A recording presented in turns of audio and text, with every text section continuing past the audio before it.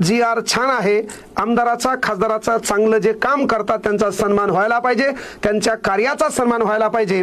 पण माझा एक सामान्य प्रश्न आहे की या महाराष्ट्रातल्या ग्रामीण भागातल्या भारतभूमीतल्या गोरगरिबांना एखाद्या कार्यालयात, एखाद्या दप्तरात, एखाद्या ऑफिसमध्ये गेल्यावर खऱ्या अर्थानं भारतीय म्हणून सन्मानपूर्वक वागणूक मिळते का?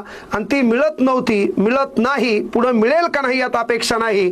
पण याबद्दल तुम्ही कदाचित म्हटले असते की बाबा आमदार खासदार आहे, तुमच्या विरोधात तर कोणताच अधिकारी मायकाला जाऊ शकत नाही, तुम्ही त्याचा करेक्ट कार्यक्रम करू शकता। पण तुम्ही एकत्र येऊन या जी आर मध्ये एक बाजू अशी मांडली असती की कुठलंही ऑफिस असो, कुठलंही कार्यालय असो, कुठलंही दप्तर असो, त्या ठिकाणी सामान्य माणूस आपल्या न्याय हक्कासाठी आला तर आदरपूर्वक, सन्मानपूर्वक त्याची विचारणा करा, त्याला पाणी पाजा, चहाला तुमच्याकडे पैसे नसेल तर नसू द्या, पण त्याचं म्हणणं सन्मानपूर्वक, सभ्यतापूर्वक ऐकून घ्या।